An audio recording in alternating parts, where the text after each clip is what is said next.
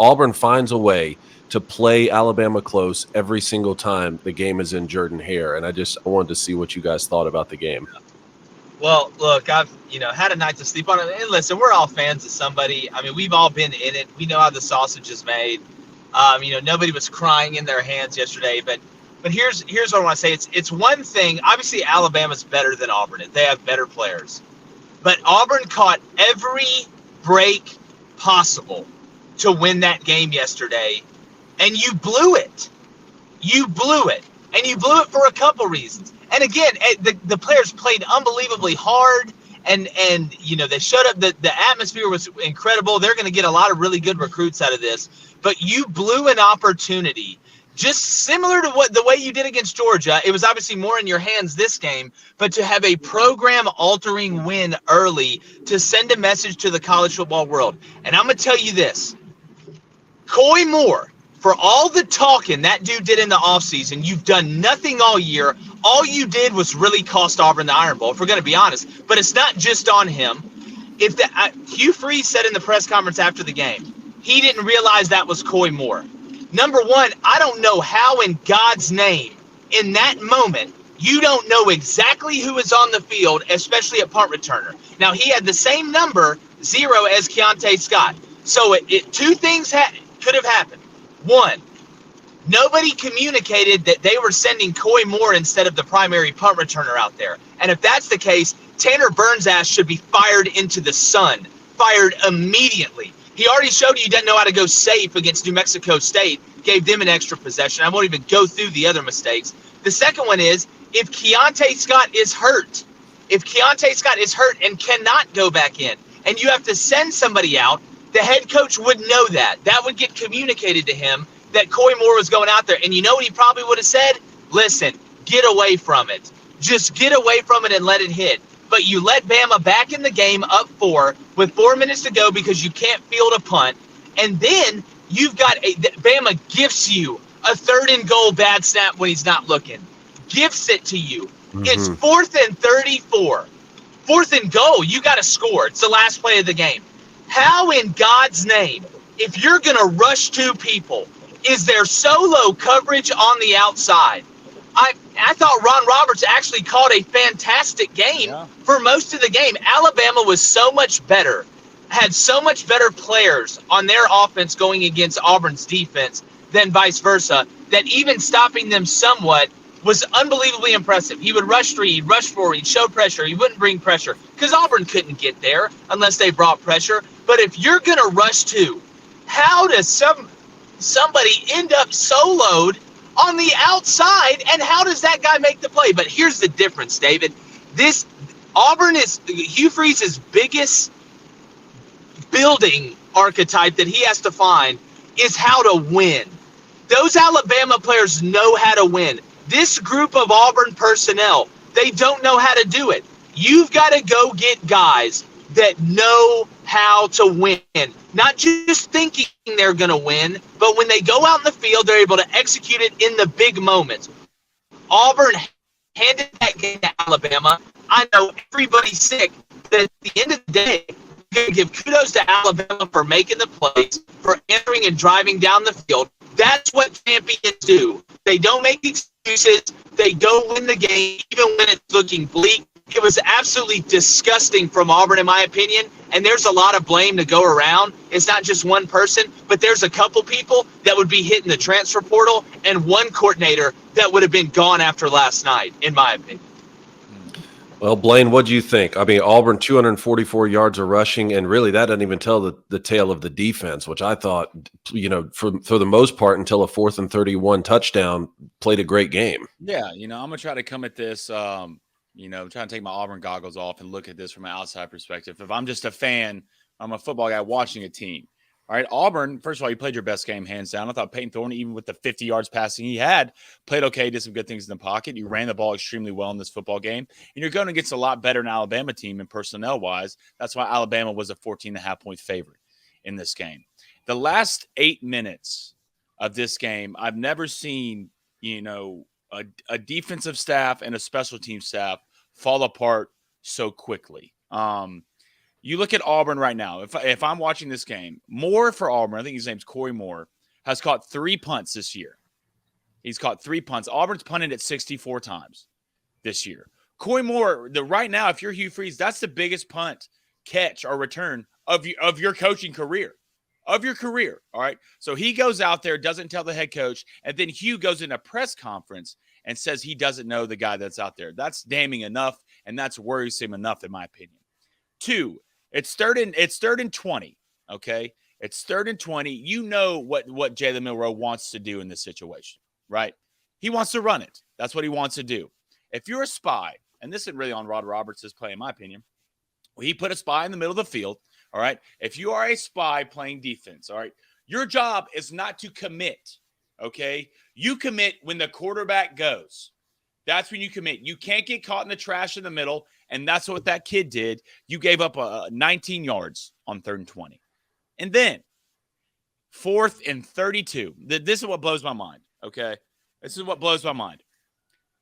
You brought 2, you set a spy in the middle, which is the dumbest thing I've ever heard in my life. You should never, ever do that. Kids don't do this in high school. So you're going to drop 8, all right? There should never be, ever be solo coverage anywhere on the field. Never. Not even that. If you go back and look at that play, all right, you got to remember, it's a 4 or 5 second pass for this football to get to the end zone, all right? It takes that long, all right? So your guys should have their heels on the goal line. This is high school stuff. Heels on the goal line, and their back should never be turned. You go watch that play. Auburn has 3 guys. 3 guys in the end zone with their back turned. That's coaching. That's what that is. Never in my life have I seen a team melt down like that in big moments. And the most worrisome thing about it, if you're Auburn, when the moment was the biggest, when the pressure was the highest, when you needed it the most, your coaching staff and your players blew it. Blew it. Jake, and that's what hurts you and worries you in the long run. When this moment comes up again, and you need a guy, and you need a play, and you need to trust your coach, can you do it? At this point, Hugh Freeze is going to get Auburn fans to have to earn it. You have to earn Auburn's respect again for them to come watch after that. Auburn had a 99.9% chance to win that game. That's Jake, you and I. Well, I mean, you and I talk a lot about a couple of our pet peeves with football. One, lining up in the shotgun on 4th and inches, which seems to happen more and more, and then rushing 3 or even rushing 2 in Hail Mary situations. So I wanted to ask you this specifically. Yesterday, it felt a little different, though, because it's not a true Hail Mary where the quarterback needs to throw it as far as he can. It's still 30 yards. And with Jalen Milroe's scramble ability, I didn't mind the rush 2 approach to it as long as you do what Blaine is saying and don't turn your back to the quarterback. Do you wish they rushed 4 in that scenario? If you're watching that game, you're a quarterback, man. The thing about it is, it's basically prevent. That's what it is. I mean, it's 4th and 34. I mean, you're basically in a prevent defense. You practice this almost every day. You at least practice it 2 times a week for sure. What would you have done if you're calling that defense? Do you bring 4? I mean, you brought 2. You didn't even bring 3, right? You brought 2. You try to contain the edges, but all that does is just a step up and get out for Jalen Milroe. So I just don't understand. Give me your take on this. I honestly, when I saw it live, I didn't mind the rushing 2. Now put him at the 50-yard line, and I'd rush 4 for sure, because that way a quarterback is having to wind up and throw the ball further into the end zone, right? You don't want to give him time to be able to wind up, and you don't want to give the receivers time to get down the field. Rush 4, try and get to him, make him throw it a little earlier. Don't let him scramble and do the Doug Flutie thing. Your brother and I and you, we've all talked about this ad nauseum, right? The approach you should have to a Hail Mary situation. This wasn't that. This, to me, is you're dealing with a mobile quarterback who's on the 30-yard line, right? So he's not having to wind up and throw the ball as far as he can. I don't mind the rush 2 to try and get as many people in the end zone as possible, because he's going to have to throw a ball on a route more than just a traditional Hail Mary where your defenders have enough time to get from one side of the field all the way to the other, really. It was a perfect throw.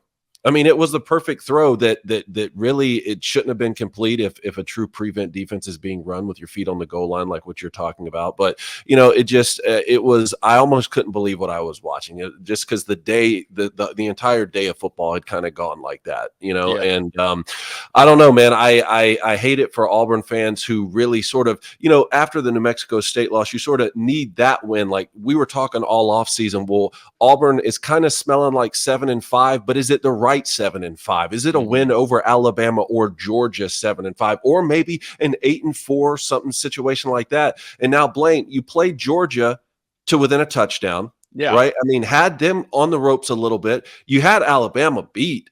I mean, is there any part of you that feels moving forward that that's still a good sign, especially when Hugh Freeze is able to stack a couple recruiting classes? You can take a lot of positives from this game, and you can take a lot of positives from this season, especially the way you played against Georgia and you played against Bama. But I've said this, you don't have the players right now. You see inconsistent play. That's just because you don't have the best players who can know how to show up week in and week out and develop a winning culture. All right. And Hugh's going to get Auburn where it needs to go. You look at the recruits right now, and a lot of recruits are sitting in that stadium knowing that, hey, you could be the difference in this game. And Auburn had this game won. But what worries me, all right, and this has kind of been Auburn's DNA in the last couple of years, if there's a way to screw it up, Auburn will find a way to screw it up. And you saw that in the Alabama game. And I thought it would be different with Hugh and different with the guys he brought in. But to be honest with you, I don't know. I haven't seen a worse meltdown in a long time in all around sports. I mean, hell, it kind of reminded me, to be honest, of the Falcons and the Patriots in the Super Bowl. It was a little bit of that vibe. So now that worries me in clutch big moments, all right, which he's going to have all through his career, that Auburn's not going to be able to get the job done. We're going to find a way to mess it up. And that's been Auburn's MO lately. Yeah. I mean, if you just go in there and you get blown out by 24 to an Alabama team who's really rolling and who's already got a date with Georgia in the SEC championship game, and they're trying to make the college football playoff, and they have better personnel, and it's Hugh Freeze's first year, that's one thing.